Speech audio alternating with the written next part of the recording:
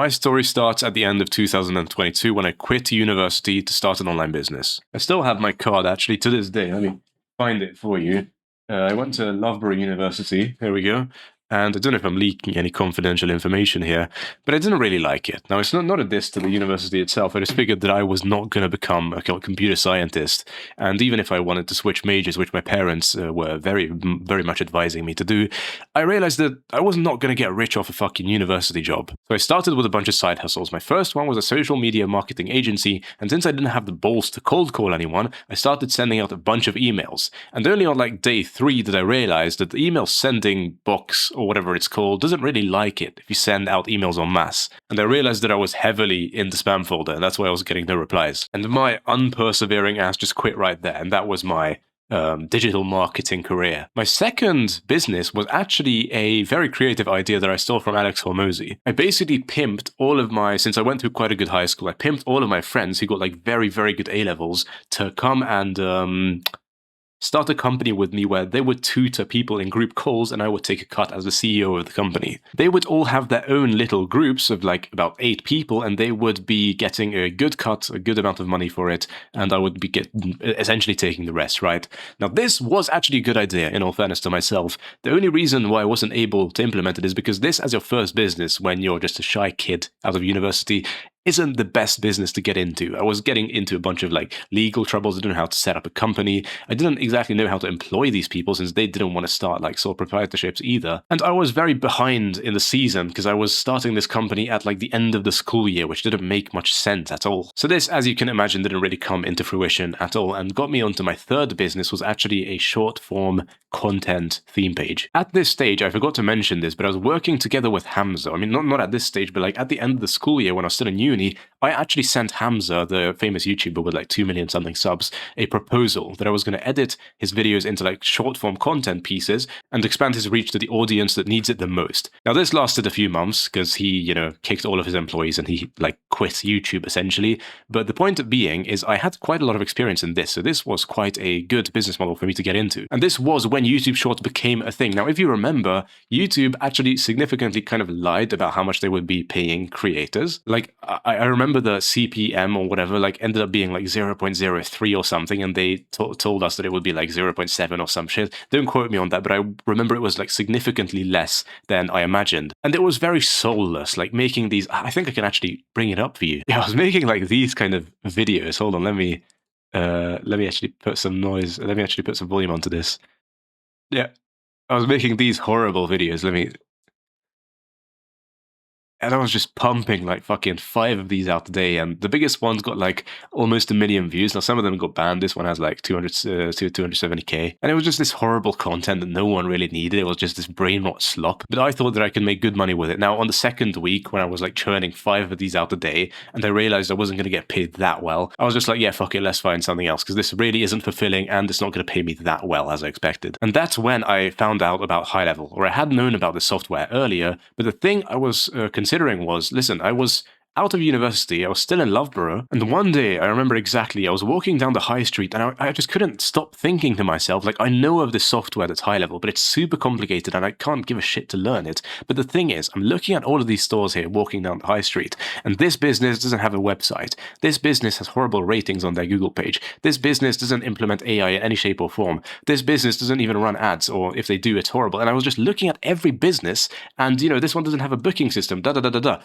All of them, without exception, I could help in one way or another if I just knew HighLevel, if I just had the tools. And that was the day when it all changed for me, because it all clicked. All I needed to do from now on is learn this software and just pitch these businesses, and I would be done. I would actually be getting paid for a service that provides a real value. And that's exactly what ended up happening. Now, truth be told, I signed up on actually March, I can't spell, for fuck's sake, March the 3rd, and I didn't get my first client until like April, I think it was the 14th or something, like a good 1.5 months later, right? So I did do quite a lot of procrastination because truth be told, like it does take balls to like walk up to someone and pitch them and also to learn the software. I'm not going to lie to you, but it was significantly more streamlined and tangible is the biggest thing I want to highlight here. Because like all of these kind of businesses, it's like, yeah, it's good in theory, but it's so hard that I grasp like actually what do you need to do? How do you set up the calls for this kind of business? How do you, continue making the content, and how do you do all of this stuff, right? Like how does this even work? I don't know. But for HighLevel, it's so obvious. It's so obvious obvious what the market actually wants if you just look at their business, and it's so obvious how you need to do it. You need to click that tab of high level and you need to do the solution that there's like 100 tutorials of on YouTube. So you just need to copy and paste essentially. And that's exactly what I did. I got my first client in April, and I'd also procrastinated quite a bit, but around like June and July, it really started blowing up for me. The angle I recommend you take on high level, and the one I actually took, I did this really, really well in the beginning, in my opinion, is you go local first. Because actually walking into these businesses that already kind of know you, they already speak the same accent, the same language, etc., etc. It's not that hard to sell them. Because here you have familiarity, here you have like proximity. When you're in front of someone, it's so much harder to reject them than if you're on a call. But even if you're on a call, to be honest, like if they still sound like you, if they can mention someone that they know that goes to the shop or they themselves go, it's just familiarity, right? It's just building trust from the get-go. You'll probably have an easier time pitching your own barber rather than pitching some random barber in Wisconsin in America, right? That's the same kind of logic that I went into this with. And to this day, this is the one that I recommend because getting your first few clients is so damn easy this way. Now, the problem with this is that it's very all over the place. You need to learn a bunch of solutions. You need to learn a bunch of kind of outreach methods, and you're really just a generalist at this point.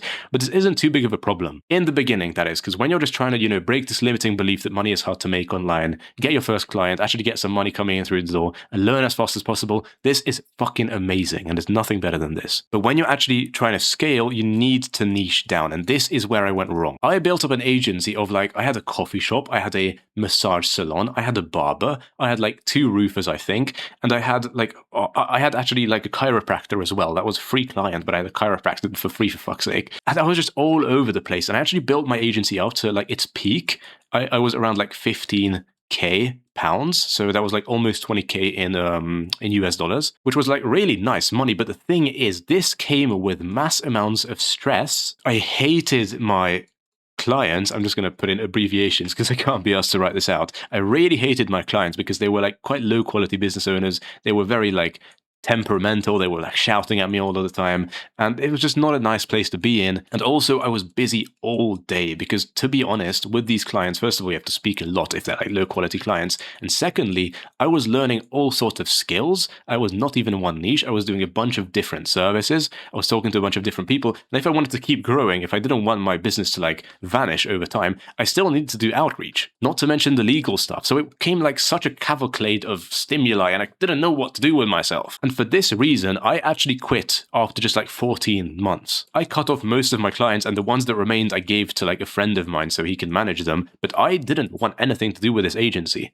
And also, if I'm being honest, there was a bit of shiny object syndrome, because this was when people were all about personal brands, and a year after I think school was blowing up, and this is when I kind of learned about it. I was yeah, I'm going to start a personal brand. But the thing was I wasn't really good at anything. The only thing that I actually developed a lot of knowledge around was marketing itself through high level. So why I didn't just rebrand my agency, fucking God knows. And since then, I've been around in this personal branding space. I stuck around with it for almost a year, or actually a bit more than a year, I think. Then I went into the high ticket sales place, and I got some jobs there. So I've gone through quite a lot of character development, but the thing is, still to this day, I think this is still the easiest and most tangible business for anyone to start. The leverage you have essentially is not some incredible knowledge that you can sell online to other people, because for that you need authority, you need a bunch of experience, you need really, really good knowledge that you can actually teach people. And it's not some fucking scammy e-commerce product or course where you rip off Westerners. It's actual value that's not that hard to create, because you have this amazing software at your disposal. And the only thing hard about this essentially is actually learning the software,